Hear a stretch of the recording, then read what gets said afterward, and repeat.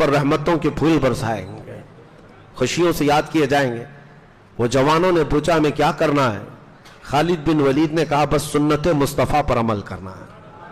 میں نے رسول اللہ کو دیکھا ہے کہ جب میرے آقا مدینے کے بازار میں گزرتے تھے تو آنکھیں نیچی کر چلتے تھے، حضور کی نگاہیں نیچی ہوتی، بس تم اس سنت پر عمل کر کے جاؤ اے نوجوانوں۔ اسی لیے میرے آقا نے فرمایا النظرۃ سہم من سہام الشیطان، نظر جو ہے شیطان کے تیروں میں سے ایک تیر ہے، سب سے پہلے تمہاری نظر دھوکہ کھاتی ہے۔ تم اجنبی عورتوں کے اوپر نظر ڈالتے ہو یا جو ناجائز ہے اس کی طرف نظر ہی ڈالتے ہو، یہاں سے تمہارا پورا جسم بدل جاتا ہے۔ نظریں تمہارے دل کے اندر حرکتیں پیدا کرتی ہیں، پھر یہ کام نظریں تمہیں زنا تک لے جاتی ہیں۔ العیاذ باللہ، نظر سے بچنا بہت ضروری۔ حضرت خالد بن ولید کی اس تقریر کے بعد وہ سارے نوجوان سپاہی جانتے ہو کیسے چلتے ہوئے جا رہے تھے۔ آج بھی ہم نے فوجیوں کے پریڈ دیکھے ہیں، یہ آج بھی فوجی چلتے ہوئے دیکھے ہیں، یہ جس طرح سے چلتے ہیں ان کی اپنی چال ہوتی ہے فوجیوں کی، لیکن خالد بن ولید کے لشکر کی چال ہی الگ تھی۔ روایت کرنے والے بتاتے ہیں وہ ایسے چل رہے تھے اگر ان کے سروں پر انڈا بھی رکھ دیا جاتا تو نہیں گرتا، اس طرح سے ساکت و جامد سیدھے سیدھے چلے گئے۔ بازار میں کھڑی ہوئی بہرحنا عورتیں ان کو اپنی طرف بلاتی رہ گئیں، دامے فریب میں پھنسانے کے لیے حربے کرتی رہیں۔ ایک جوان نے بھی نظر اٹھا کر دیکھا ہو؟ کسی نے نہیں دیکھا۔ پورا بازار سر کر لیا اور قلعے کے پھاٹک تک پہنچ گئے۔ ادھر یہ عیسائی بدماش شراب پی رہے تھے اور سوچ رہے تھے یہ بہک گئے ہوں گے، بھٹک گئے ہوں گے اور اس فتنے میں وہ مبتلا ہو گئے ہوں گے اور ہماری فوج ان کا مقابلہ کر سکے گی جب یہ عیاش ہو جائیں گے۔ لیکن سب کو صحیح سلامت قلعے کے پھاٹک پر پہنچے ہوئے دیکھا۔ عیسائی پادری ہکا بکا رہ گیا، چابیاں لایا اور خالد بن ولید کے ہاتھ میں دے دیا، کہا لے لو یہ تمہاری ہیں، آپ اس قلعے کے مالک ہیں، لیکن آپ قلعے کا دروازہ کھولنے سے پہلے مجھے بھی اسلام میں داخل کر لو۔ خالد بن ولید سے اس عیسائی پادری نے کہا مجھے حیرت ہوتی ہے تم نے جو جماعت جمع کی ہے یہ انسانوں کی ہے یا فرشتوں کی ہے؟ ان کے دلوں کے اندر خواہشات ہیں یا نہیں؟ ان کے اندر نفس ہے یا نہیں؟ حضرت خالد بن ولید نے کچھ نہیں کہا۔ تصور میں یہی کہا ہوگا، آپ نے فرمایا حضرت خالد بن ولید نے اے نادان عیسائی تو ان آنکھوں کو خریدنے کی کوشش کر رہا ہے جس میں پہلے سے جمال مصطفیٰ بسا ہو۔ حضور اکرم صلی اللہ تعالی علیہ وسلم کو جن آنکھوں نے دیکھا ہو ان کے سامنے بھلا دنیا کا حسن کیا معنی رکھتا ہے؟ کون نظروں پہ چڑھے دیکھ کے تلوا تیرا، اعلیٰ حضرت نے سچ کہا ہے۔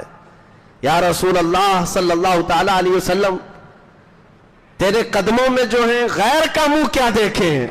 حضور کے قدموں میں جو ہے وہ غیر کا منہ کیا دیکھیں؟ کون نظروں میں جچے دیکھ کے تلوا تیرا۔ یا رسول اللہ تلوے کا حال یہ ہے کہ آپ کا تلوہ دیکھ لوں تو کسی کا چہرہ اچھا نہ لگے۔ وہ نبی کریم صلی اللہ تعالی علیہ وسلم کے حسن و جمال کے شیدائی صحابہ کو کوئی خرید نہ سکا۔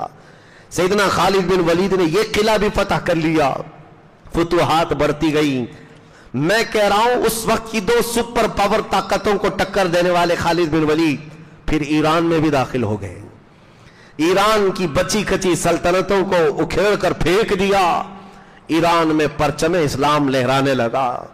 پھر حضرت خالد بن ولید رضی اللہ تعالیٰ عنہ روم کو چھیڑ ہی چکے تھے۔ روم کے اندر جو بادشاہوں کا دور تھا، ہرقل موجود تھا، عظیم الروم جس کو کہتے ہیں، ان کی حالت بڑی گمبھیر تھی، یہ کہیں جنگ کرنے کو نہیں تیار تھے۔ سپر پاور جہاں بات آتی کہتے مسلمانوں سے ہم پہلے صلح کر لیں گے، ٹیکس دینا ہے ٹیکس دیں گے، مال دینا ہے مال دیں گے۔ یہاں تک کہ عراق کے کچھ علاقے جہاں عیسائی رہتے تھے، جب رومیوں سے جنگ چل رہی تھی تو چونکہ عیسائی روم کو فالو کرتے تھے تو حضرت خالد بن ولید کا عدل تو دیکھیں، کہا جن عراقی علاقوں سے جہاں عیسائی لوگ رہتے تھے ہم ان سے ٹیکس لیتے تھے۔ ٹیکس کیوں لیا جاتا تھا؟ جس کو جزیہ کہتے ہیں، جزیہ غیر مسلموں سے اس لیے لیا جاتا تھا کہ ہم تمہاری جان و مال کی حفاظت کریں گے، جان و مال کی حفاظت کے ہم ذمہ دار ہیں، تمہارے ساتھ کوئی برا نہیں کرے گا، کوئی دوسرا آ کر حملہ نہیں کرے گا، ورنہ ہم اس کے ساتھ مقابلہ کریں گے۔ اس بات کے لیے اپنے مفتوحہ علاقوں میں جو غیر مسلم رہتے تھے ان سے جزیہ لیا جاتا تھا، وہ ٹیکس ہے۔ آج ٹی وی اینکر بیٹھ کر کے ڈیبیٹ کرواتے ہیں اس بات پر جزیہ، ان کو جزیہ بولنا بھی نہیں آتا، جزیہ کہتے رہتے ہیں، اور اس پر منہ پھاڑ کر کے کہتے رہتے ہیں کہ یہ جزیہ لیتے تھے مسلمان، جزیہ لیتے تھے غیر مسلموں سے۔ کیا ظلم نہیں ہے؟ مسلمانوں سے نہیں لیتے تھے لیکن غیر مسلموں سے لیتے تھے۔ ارے نادانو، آج بھی یہ سسٹم ہے، آج بھی یہ سسٹم ہے۔ ہمارا ملک خود ہم سے ٹیکس لیتا ہے، چاہے یہاں ہندو ہو کہ مسلمان ہو، کوئی بھی ہو، اور کس بات کے لیے لیتا ہے؟ کیا یہ تاناشاہی ہے؟ ہوگی، لیکن اصل اس کا مقصد ٹیکس لینے کا یہ ہوتا ہے کہ حکومت ہر شہری کی حفاظت کی ذمہ دار ہوتی ہے کہ تمہاری حفاظت ہماری ذمہ ہے، اس کے لیے ٹیکس دیا جاتا ہے حکومتوں کو۔ جزیہ بھی یہی تھا۔ میں بات کیا کہہ رہا تھا بیچ میں رہ نہ جائے، خالد بن ولید نے کچھ علاقوں میں جو عیسائی تھے ان سے ٹیکس لے رہے تھے پچھلے 2 سال سے، جو امیر وہاں پر گورنر تھے ان سے کہا ان کا جزیہ مال پورا واپس کر دو، ہم ٹیکس نہیں لیں گے۔ کیوں؟ اس لیے کہ روم سے لڑائی چل رہی ہے ہماری، اور جو یہ عیسائی ہیں یہ بھی روم کو فالو کرتے ہیں، لہذا ہم ان کی حفاظت نہیں کر پائیں گے، لہذا ہم ان سے جزیہ نہیں لیں گے، واپس دے دو۔ جیسے ہی ان صحابہ نے جزیہ واپس دینا شروع کیا، عراق کے کچھ علاقوں میں جو عیسائی رہتے تھے، روایت میں موجود ہے سارے کے سارے عیسائی رو رو کر کے دعائیں کرتے تھے کہ مسلمانوں کی حکومت پھر سے آ جائے، مسلمانوں کی حکومت آ جائے، روم مغلوب ہو جائے، کیونکہ یہ ہمارے جان و مال کی جس طرح حفاظت کرتے ہیں ہمیں دوسروں سے ڈر لگتا ہے، دوسرا کوئی بھی درندہ آئے گا ہمیں لوٹ لے گا۔ روایتوں میں موجود ہے وہ عیسائی، وہ روم کو فالو کرنے والے مال لے لے کر کے قطاروں میں کھڑے ہوتے اور کہتے ہم سے جزیہ لے لو تاکہ ہماری حفاظت کا ذمہ ہو جائے۔ لیکن صحابہ کا یہ عدل تھا کہ ہم جس بات کی حفاظت کے ذمہ دار ہوتے ہیں بس اسی سے لیتے ہیں، اور جہاں نہیں ہوگا اس سے 1 روپیہ بھی نہیں لیا جائے گا۔ یہ سلسلہ تھا۔ سیدنا خالد بن ولید رضی اللہ تعالیٰ عنہ نے روم کو بھی ٹکر دے دی۔ روم کی جنگوں میں بہت ساری جنگیں ہیں، لیکن یہ جنگوں کا سلسلہ فتوحات کا چلتا رہا۔ سیدنا خالد بن ولید لڑتے رہے، دن و رات ایک کر دیا، اور ان کی زندگی کی تاریخ کی 125 جنگیں تھیں۔ میرے عزیزو، کھیل کے میدان میں اتنی مرتبہ نہیں اترے ہوں گے تم جتنی مرتبہ انہوں نے جنگ میں اتر کر کے جوہر دکھائے، اور جنگ کے میدان میں اترنا کوئی تماشا نہیں ہے، اور نہ ہی یہ بازیچے اطفال بچوں کا کھیل ہے، جان ہتھیلی پر لے کر آنا ہے۔ خالد بن ولید رضی اللہ تعالیٰ عنہ 125 جنگیں اپنی زندگی میں لڑے، اور حیرت کی بات میں بتاؤں، 2 خصوصیات آپ کی، 2 اسپیشلٹی خصوصیات یہ ہے، ان 125 جنگوں میں ایک جنگ میں بھی آپ کو شکست نہیں ملی، ایک جنگ بھی ہارے نہیں ہیں، 125 جنگ۔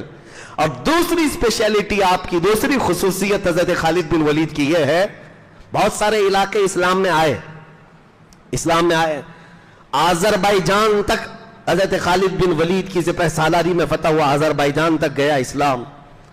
یہاں مدینہ طیبہ کی سرحدوں سے نکل کر کے ایران، عراق، شام، روم، اب اس کے بعد آذربائیجان، آرمینیا، آج کے دور میں جو یورپی یونین میں شامل ہے، وہاں تک اسلام پھیل گیا، وہ علاقے مفتوح ہو گئے، فتح کر کے پرچم اسلام لے رہا ہے۔ دوسری اسپیشلٹی حضرت خالد بن ولید کی جو میں بتا رہا ہوں خصوصیت، وہ کیا ہے؟ ایک تو یہ ہے 125 جنگوں میں کبھی آپ کو شکست نہیں ہوئی۔ دوسری خصوصیت یہ ہے کہ جو علاقہ خالد بن ولید نے فتح کیا تھا 14 صدیاں گزر گئی، آج تک وہ کافروں کے حوالے کبھی نہیں گیا۔ جو علاقہ انہوں نے فتح کیا تھا اس وقت سے لے کر آج تک وہ اسلام کے ماتحت ہی چل رہا ہے، اسلام کے انڈر میں ہے۔ سلام ہو تربت خالد بن ولید پر، کروڑوں رحمت نازل ہو اس صحابی رسول پر جس کو اللہ کے رسول نے فرمایا تھا سیف اللہ، سیف من سیوف اللہ، اللہ کی تلواروں میں سے ایک تلوار کا نام ہے۔ حضرت خالد بن ولید خود کہتے ہیں میں ہر جنگ اس نیت سے لڑتا تھا شہید ہو جاؤں گا، لیکن ایک جنگ میں بھی شہادت نہیں ملی۔ کسی دوسرے صحابی نے آپ سے کہا آپ کو شہادت کیسے ملتی؟ کیونکہ اللہ کے رسول نے آپ کو اللہ کی تلوار کہا، اگر آپ شہید ہو جاتے تو دنیا یہ نہ کہتی خالد بن ولید ختم ہو گئے، دنیا یہ کہتی اللہ کی تلوار ٹوٹ گئی۔ اللہ کی تلوار ٹوٹ گئی اور اللہ تعالیٰ کی تلوار محفوظ رہی۔ خالد بن ولید کہتے ہیں میرے پورے جسم میں ایک بالشت جگہ بھی کہیں باقی نہیں ہے جس میں تیر اور تلوار نہ لگے ہوں، کوئی جگہ جسم میں باقی نہیں، زخموں سے بھری ہوئی، ہر جگہ زخم تھے، بڑے بڑے گھاؤ تھے۔ ایک علاقہ خالد بن ولید کا دور جو سنہرا دور ہے حضرت فاروق اعظم کے زمانے میں، ہوا یہ کہ ایک مرتبہ عیسائی حضرت خالد بن ولید صرف تلواروں سے نہیں لڑے، فتح کیا ہے، صلح سے بھی لڑے، اخلاق سے بھی لڑے، اور ایک مرتبہ عیسائیوں کے علاقے میں گئے، عیسائیوں نے کہا ہم آپ کے ساتھ آنے کو تیار ہیں، لڑیں گے نہیں، کوئی چیز نہیں ہوگی، لیکن ہمارا دین حق ہے، ہمیں یقین ہے، آپ اپنے دین کی حقانیت کو کیسے ثابت کریں؟ خالد بن ولید نے کہا بتاؤ تم کیا چاہتے ہو میرے دین کی حقانیت کے لیے؟ عیسائیوں نے کہا ہمارے پاس ایک بہت سخت خطیر قسم کا زہر ہے، ہم وہ زہر کی پیالی لا کر رکھیں گے اور ہم میں سے بھی ایک شخص آئے گا، تم میں سے بھی ایک شخص آئے گا، زہر پی کر کے ہم یہ اعلان کریں گے جس کا دین حق ہوگا وہ زہر پی کر بچے گا۔ یہ مباہلہ تھا، یہ مباہلہ ہے۔ اس دور میں سیدنا خالد بن ولید کے ساتھ ہے، حضرت خالد بن ولید نے کہا یہ تو میرے لیے بہت اچھی بات ہے، آج دین کی حقانیت کو اجاگر کرنے کا دن ہے۔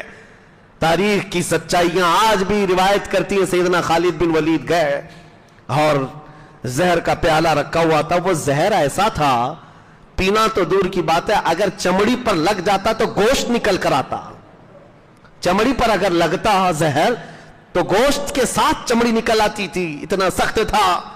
خالد بن ولید آگے بڑے، عیسائیوں کا بڑا وہاں پر پادری موجود تھا، عیسائیوں کی ایک جماعت ہے، مسلمانوں کی جماعت ہے۔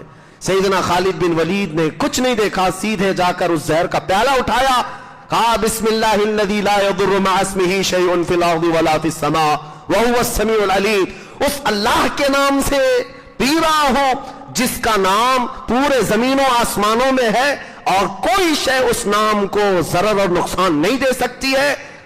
وہ زہر کا پیالہ اٹھایا اور پی گئے، اور عیسائی دیکھتے رہ گئے، نہ حلق کٹا نہ زبان کٹی، نہ زہر سے کچھ ہوا، بلکہ آپ نے زہر کا پیالہ ایسے پی کر کے رکھا جیسے کوئی پیٹ بھر کر دودھ پیتا ہے، دودھ پی کر کے کوئی اپنا گلاس رکھ دیتا ہے، اس طرح سے آپ زہر کا پیالہ نیچے رکھتے ہیں۔ عیسائیوں نے کہا یہ تو جادو ہے، یہ تو جادو ہے، نظر بندی ہو گئی۔ تو اس وقت خالد بن ولید نے کہا پورا میں نے پیا ہے، بچا ہوا تم چک کر کے دکھاؤ، تم چک کر کے دکھاؤ۔ عیسائی بھاگ گئے، نہیں ان کو یہ تھا کہ سب بھاگ جائیں گے، لیکن اس عظیم کرامت کو دیکھ کر، یہ خالد بن ولید کی کرامتوں میں سے ہے، کرامت کو دیکھ کر کئی عیسائی مشرف با اسلام ہوئے، ایمان لے آئے، اسلام میں داخل ہوئے۔ خالد بن ولید رضی اللہ تعالیٰ عنہ نے اس دور میں، دور فاروقی میں اتنے